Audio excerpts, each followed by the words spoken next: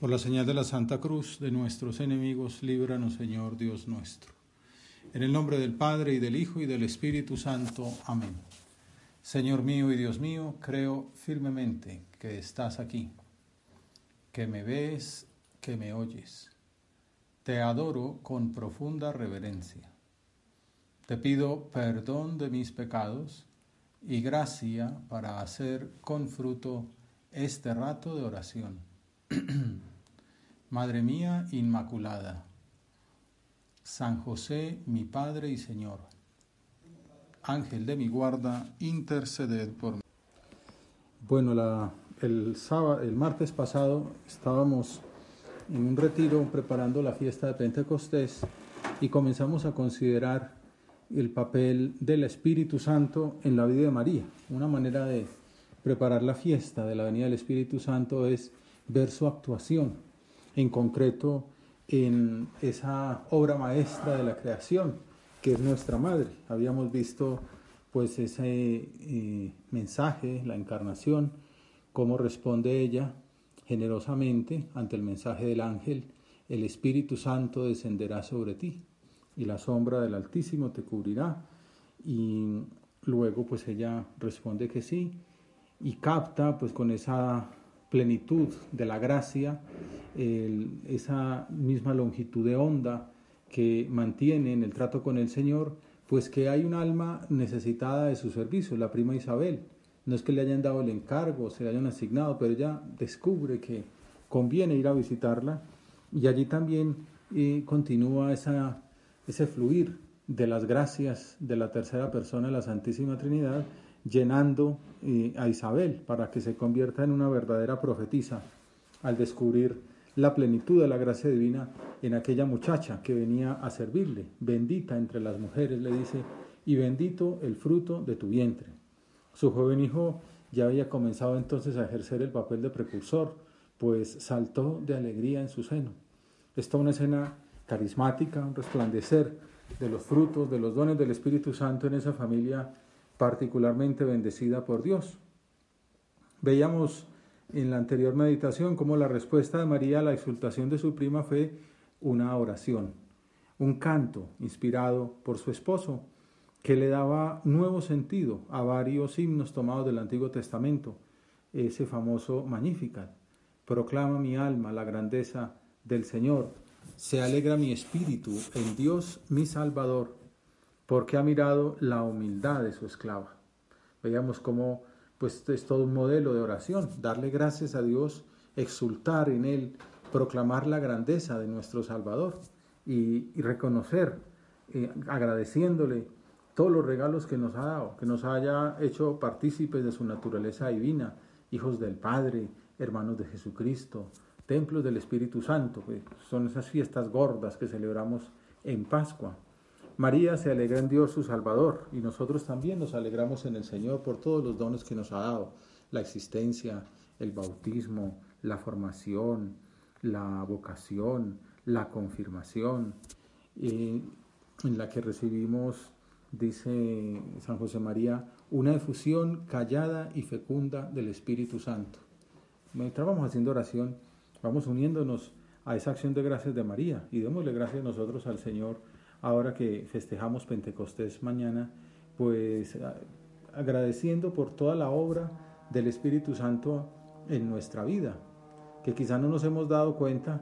Esta mañana leía una manera de entender, porque dice San José María que es el gran desconocido, no solamente porque mucha gente no lo conoce, sino porque un poco su actuación es dar a conocer al Padre, dar a conocer al Hijo, y dar a conocer las obras de Dios en los cristianos, como María, como Isabel, como Zacarías, pero él pasa oculto, ¿no? Se oculta. Entonces, también en ese sentido modelo de actuación, esa discreción divina.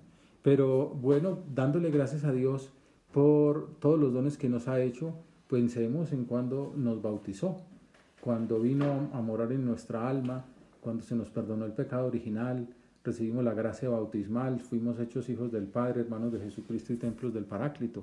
Te damos gracias, Señor, y podemos ir rememorando, quizá pues pensando en esas fotos o en esos videos que tenemos de recuerdos familiares, Y la confirmación, cada uno tendrá su historia, cuándo la hizo, si junto a la primera comunión, un año más tarde en el colegio, algunos sabrá con nombre y apellido el obispo que se la administró, otros lo tendremos por allá en el acta de confirmación que quizá no nos acordamos, pero le damos gracias al Señor y encomendamos a ese buen hombre que nos dio ese sacramento, una efusión callada y fecunda del Espíritu Santo, para que fortalecida sobrenaturalmente pueda el alma luchar como soldado de Cristo en esa batalla interior contra el egoísmo y la concupiscencia.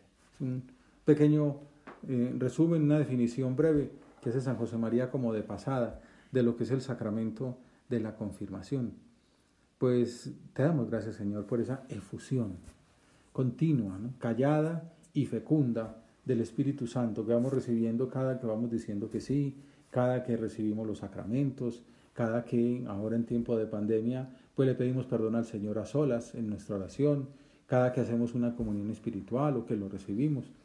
Fluye la gracia para que luchemos en esa batalla interior contra el egoísmo y contra la concupiscencia.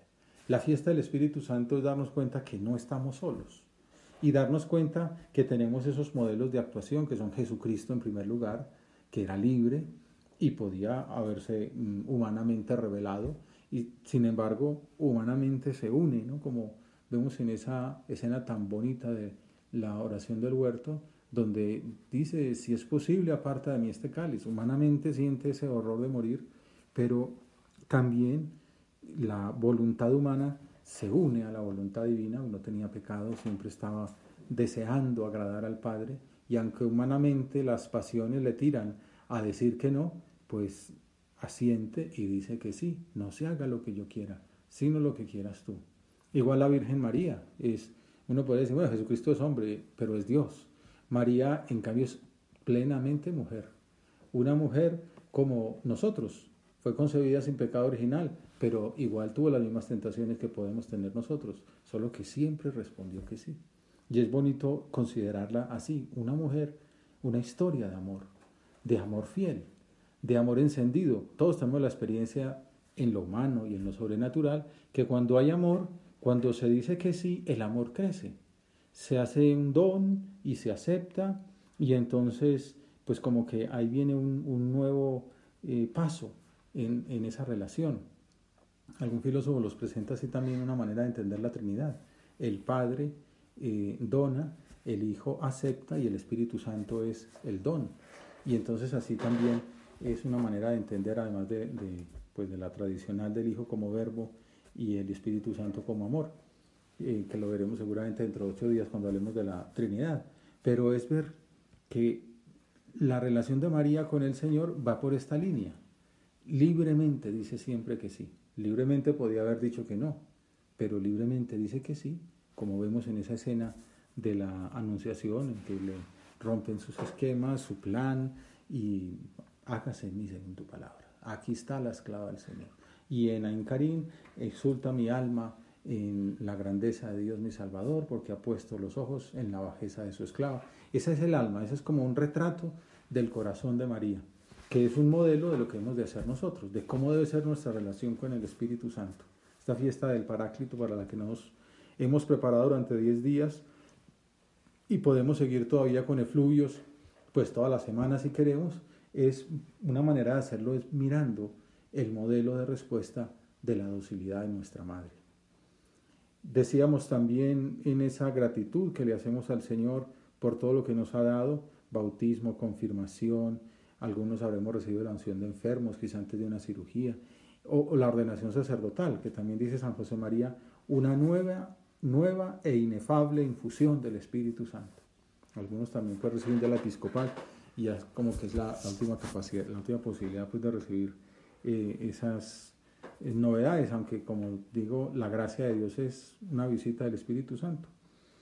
Bueno, entonces damos un salto, que estamos en Ain Karim, y pasa un tiempo después, nace Juan Bautista y llega el momento de imponer el nombre al hijo de Isabel. Y pues es de sospechar que pues si es el único hijo, después de tantos años, el nombre para el niño será Zacarías, que era lo que se estilaba en las tradiciones judías, ponerle el nombre del papá. Pues la prima Isabel dice, no, se va a llamar Juan. Y entonces la gente dice, algo está pasando, el esposo que no puede hablar coge una tablilla y dice, sí, Juan es su nombre.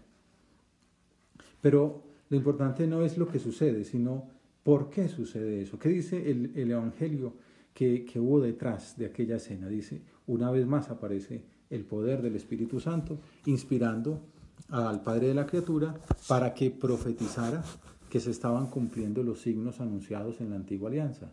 Justamente cuando ya asiente a la voluntad divina, en ese momento otra vez retoma la voz y exulta profetizando, dice San Lucas, Zacarías se llenó del Espíritu Santo y profetizó diciendo. Entonces, una casa donde el hijo exulta en el Espíritu Santo ya del seno materno, la madre exulta en el Espíritu Santo con la visita de María, Zacarías exulta en el Espíritu Santo cuando van a circuncidar a Juan. Bendito sea el Señor Dios de Israel. Esta es la inspiración del Espíritu Santo, porque ha visitado y redimido a su pueblo, suscitándonos una fuerza de salvación en la casa de David su siervo, según lo había predicho desde antiguo por boca de sus santos profetas, realizando la misericordia que tuvo con nuestros padres, recordando su santa alianza. Una vez más, dar gracias a Dios. Es una manera muy bonita de hacer oración. Es la oración de Jesucristo, la oración de bendición. Darle gracias por todo lo bueno que nos ha dado.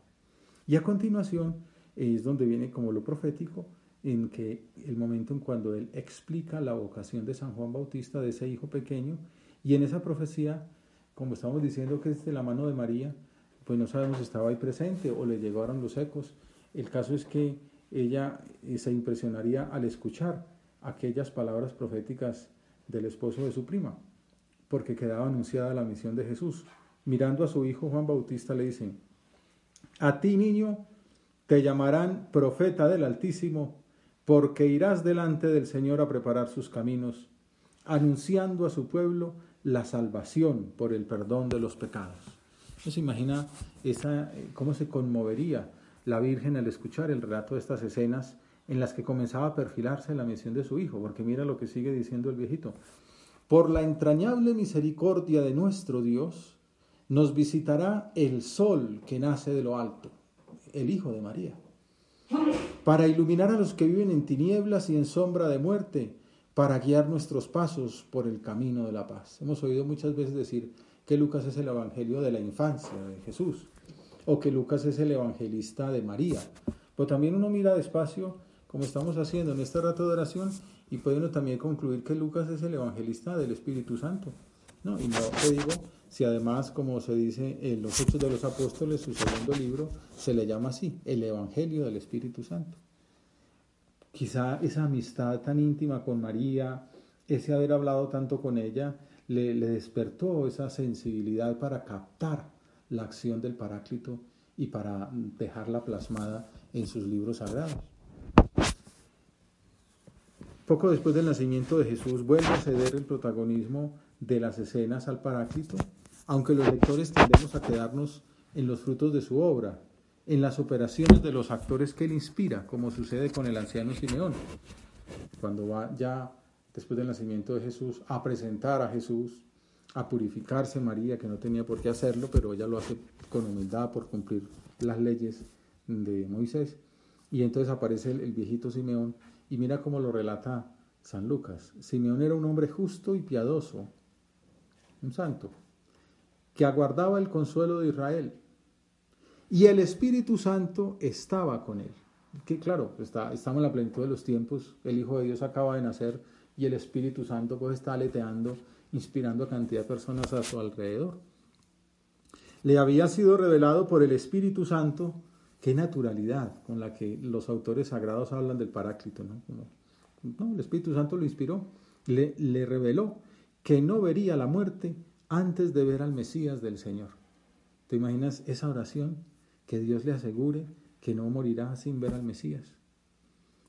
Impulsado por el Espíritu, fue al templo. También ahí aprendemos la importancia de la docilidad, ¿no?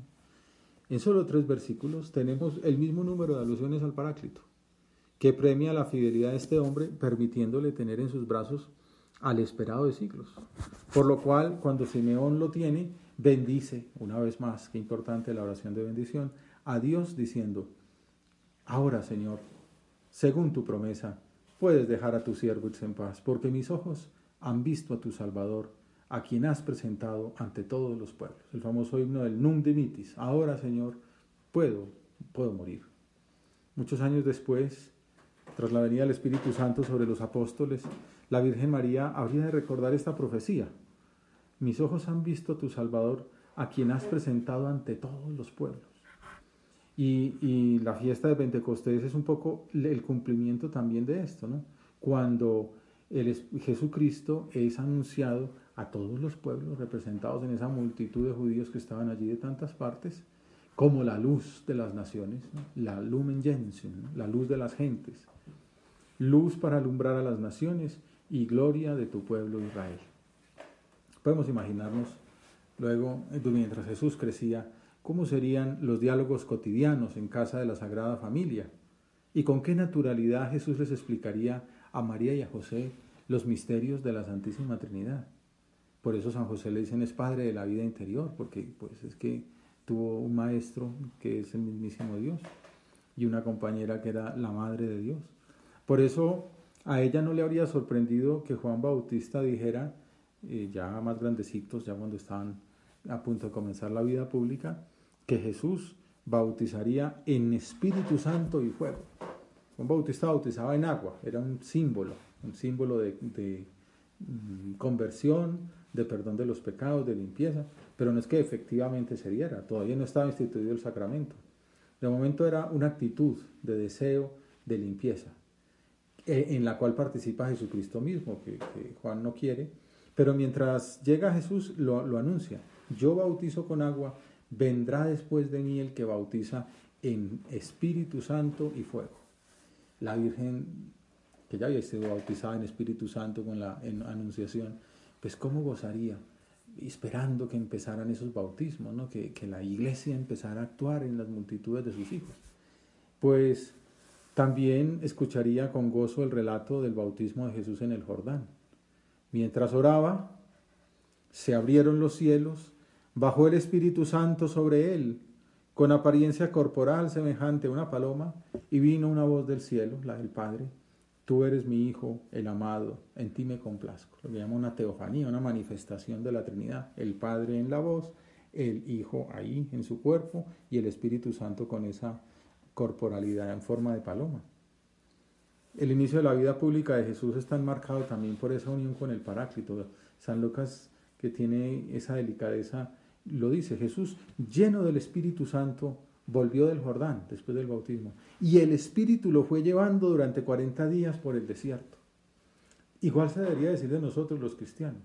O sea, nosotros ser conscientes: el Espíritu me lleva, el Espíritu me dice, el Espíritu me pide, el Espíritu me anima. O sea, que no es que se me está ocurriendo, no es que me lo dijeron en la oración, no es que me lo pidieron en la dirección espiritual, es el Espíritu Santo que me impulsa. Y qué bueno que mi respuesta fuera pues como la de Jesús. El Espíritu Santo lo fue llevando durante 40 días por el desierto mientras era tentado por el diablo. Obviamente, si es llevado por el Espíritu Santo, las respuestas son todas de afirmación a lo que Dios le pide. Inmediatamente después de aquellas escenas que hemos considerado en Cuaresma, Jesús se presentó de nuevo en su pueblo, en Nazaret. Fue a visitar a su madre, a la que había dejado ya para ir a atender el apostolado. Y con qué gozo recibiría María a su hijo, pues la visita le daría lo que siempre le gustaba más. Y el sábado, pues lo habría acompañado a la sinagoga. Es como la manifestación, el inicio ya de su manifestación pública por primera vez en su pueblo. Ya venía con la fama de lo que había hecho en otros condados, pero ya llega allí. Y en esta ocasión, pues toma el libro sagrado, lo desenvuelve, como era un pergamino, pues lo desenvuelve así, y lo empieza a leer. El Espíritu del Señor está sobre mí, porque Él me ha ungido. Una profecía de Isaías. El Espíritu del Señor está sobre mí, porque Él me ha ungido. Y enrollando el rollo y devolviéndolo al que ayudaba, se sentó. Toda la sinagoga tenía los ojos clavados en él. Y él comenzó a decirles: hoy se ha cumplido esta escritura que acabáis de oír. Es fuerte, es toda una revelación. El Espíritu Santo está sobre mí. Yo soy el templo del Espíritu Santo. Yo soy una sola cosa con el Espíritu Santo. Yo soy Dios como el Espíritu Santo. Claro, esta gente sabía lo que estaba diciendo y lo querían despeñar. Así terminó esa primera presentación en su pueblo. Y la Virgen pues despediría a su hijo, que se marchaba entonces ya definitivamente a predicar la llegada del reino de Dios, y escucharía con gozo las noticias que le llegaban de los primeros frutos. Por ejemplo, cuando después de haber elegido a sus primeros discípulos, los acompañó en Caná, en el primer milagro, que lo cuenta San Juan. Luego ya tiene los 72 que se van de misión, de 2 en 2, a 36 pueblos distintos. Jesús se llenó de alegría en el Espíritu Santo y dijo: te doy gracias, Padre, Señor del cielo y de la tierra, porque escondiste estas cosas a los sabios y entendidos y las revelaste a los pequeños. Una vez más, exultó, se llenó de alegría en el Espíritu Santo. ¿Dónde está nuestra alegría? Nuestra alegría debe estar en el gozo sobrenatural de Dios.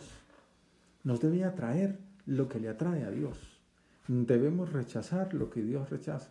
El diablo tiene la tentación, ¿no? La insidia, el querer quitarnos la silla, la insidia, ¿no? Querernos desubicar, ofrecernos motivos de alegría, de gozos pasajeros, nada más comienzan y ya se terminan.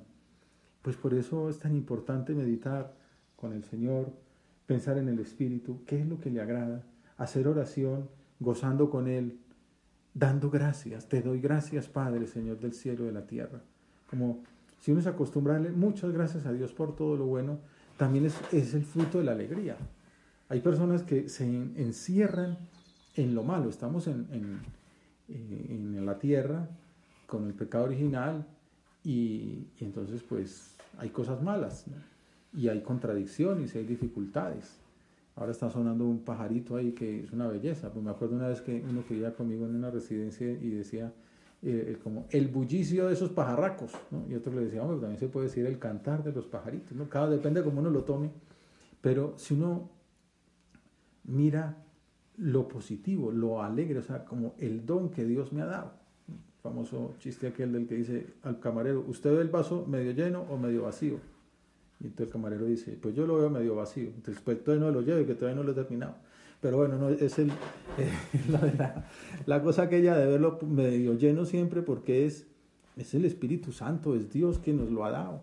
Y entonces ahora, por ejemplo, pues hay un confinamiento, hay unas dificultades, unas autoridades que toman las decisiones que mejor le parecen, seguramente tratando de hacer el bien. No es como vamos a hacerle la vida imposible a los ciudadanos y tomemos las decisiones peores. Pues ninguno hace eso. Entonces uno, pues hombre, lo acepta, lo que hemos dicho desde el comienzo, para crecer para adentro, para vivir con alegría, para sacar la parte positiva de todo esto que estamos viviendo, haciendo buen ambiente, sonriendo, transmitiendo alegría, visitando pues virtualmente a gente que de pronto lo necesita. María salió para donde su prima Isabel. Pues nosotros no podemos salir, pero una llamadita, de pronto con videollamada para que nos vean la alegría, publicar alguna cosa agradable y positiva en las redes sociales. También eso es una manera de transmitir la alegría del cristiano. Jesucristo va lleno de alegría en el Espíritu Santo, dando gracias al Señor por todo lo que va recibiendo. Y también la Virgen, para seguir como mirando su relación con el Paráclito, escucha decir cuando, tras haber enseñado al Padre Nuestro, Jesús les promete que enviará el Espíritu Santo. Si ustedes que son malos saben dar cosas buenas a sus hijos, ¿cuánto más el Padre del cielo dará el Espíritu Santo a los que se lo piden?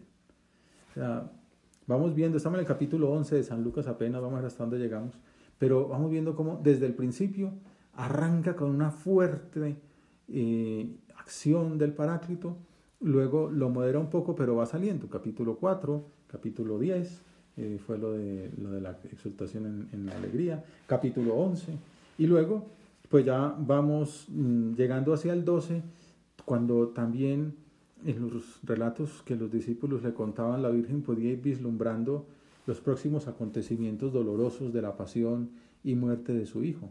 Por ejemplo, en el capítulo 12 les enseña: Cuando los conduzcan a las sinagogas, ante los magistrados y las autoridades, no se preocupen de cómo o con qué razones se van a defender o de lo que van a decir, porque el Espíritu Santo les enseñará en aquel momento lo que tienen que decir.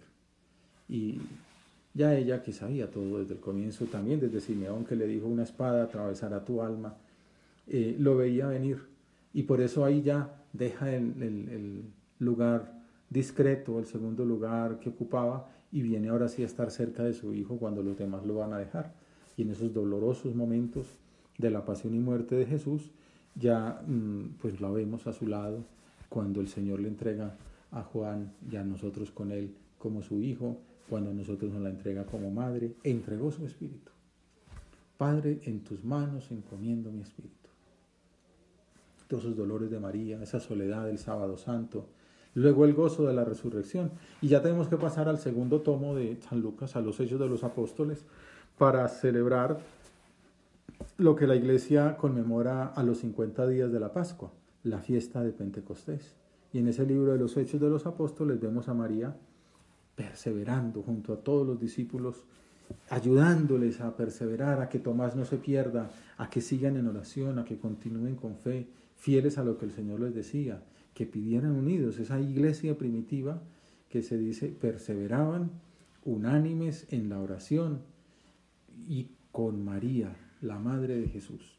Y estando con ella, esperando que se cumpliera lo que su hijo había prometido antes de ascender a los cielos, vemos lo que aparece en la primera lectura de la misa de Pentecostés, capítulo 1 de los Hechos, la promesa de Jesús que les hace a los discípulos antes de ascender a los cielos. Juan bautizó con agua, como veíamos al comienzo, pero ustedes serán bautizados con el Espíritu Santo dentro de no muchos días. La promesa de Juan se cumple después de la resurrección. Recibirán la fuerza del Espíritu Santo que vendrá sobre ustedes y serán mis testigos en Jerusalén, en toda Judea y Samaria y hasta el confín de la tierra. Ahí fue cuando ascendió, como habíamos la semana pasada, y luego vino la elección de Matías para ocupar el puesto de Judas, y que de esa manera quedaran los 12, porque 12 eran las tribus de Israel. Y entonces en la fiesta judía de Pentecostés se cerró ese ciclo iniciado con la Anunciación. El Paráclito descendió ya no solo sobre María, sino sobre toda la iglesia, ya no solo sobre la madre de Jesús, sino sobre su cuerpo místico. Al cumplirse el día de Pentecostés, dice los Hechos de los Apóstoles, estaban todos juntos en el mismo lugar. De repente se produjo desde el cielo un estruendo como de viento que soplaba fuertemente. Todo esto es recordando lo que le pasó a Moisés en el monte Sinaí, y llenó toda la casa donde se encontraban sentados. Vieron aparecer unas lenguas como llamaradas que se dividían posándose encima de cada uno de ellos. Se llenaron todos de Espíritu Santo y empezaron a hablar en otras lenguas. Si el fuego y el ruido hablaban del Sinaí, pues las lenguas hablan de Babel, ¿no? Como un nuevo Babel en positivo, según el Espíritu les concedía manifestarse. Ya de eso hablaremos mañana. Hay una misa muy bonita que se llama Santa María en el Cenáculo, y hace una síntesis, el prefacio, de esa peculiar relación de nuestra Madre con el Espíritu Santo, que nos puede servir para repasar lo que hemos considerado en estas dos meditaciones y para ir terminando nuestra oración. Dice: nos diste en la iglesia primitiva un ejemplo de oración y de unidad admirables. La Madre de Jesús orando con los apóstoles, la que esperó en oración la venida de Cristo, invoca al defensor, el Espíritu Santo, prometido con ruegos ardientes. Y quien en la encarnación de la palabra fue cubierta con la sombra del Espíritu, de nuevo, en Pentecostés, es colmada de gracia por el don divino en el nacimiento de tu nuevo pueblo. Por eso la Santísima Virgen, vigilante en la oración y fervorosa en la caridad, es figura de la Iglesia, o sea, de nosotros. Tenemos que ser también vigilantes en la oración, fervorosos en la caridad. Figura de la Iglesia que, enriquecida con los dones del Espíritu, aguarda expectante la segunda venida de Cristo. Comenzamos esta consideración de la relación de María y el Espíritu Santo pensando cómo ella escuchaba en la sinagoga y en las enseñanzas del rabino y de sus padres aquel segundo capítulo del Génesis. El Espíritu de Dios aleteaba sobre las aguas, ¿no? Y ella, que era la llamada a ser la esposa del Espíritu, sentiría pues algo muy especial. Bueno, pues comenzábamos pensando en el inicio de la escritura en el Génesis y podemos terminar ahora concluyendo viendo la gloriosa junto a la Trinidad de acuerdo con el final del Apocalipsis. El Espíritu y la esposa dicen ven, y quien lo oiga diga ven, y quien tenga sed que venga, y quien quiera que tome gratuitamente el agua de la vida, los dones y los frutos del Espíritu Santo. El Papa Francisco comentaba que así, con su presencia, fue como nació una iglesia joven, con sus apóstoles en salida para hacer nacer un mundo nuevo. Lo decía en la carta a los jóvenes. María es la que junta a aquellos jóvenes apóstoles para que sean el inicio de la iglesia, sean la iglesia primitiva. Pues a ella, la esposa del Espíritu Santo y madre de todos los creyentes, le pedimos que interceda ante su Hijo para que también nosotros perseveremos en la oración en común, llenos del mismo Espíritu, y llevemos a nuestros hermanos el Evangelio de la salvación. Te doy gracias, Dios mío, por los buenos propósitos, afectos e inspiraciones que me has comunicado en esta meditación. Te pido ayuda para ponerlos por obra. Madre mía Inmaculada, San José, mi Padre y Señor, Ángel de mi guarda, interceded por mí.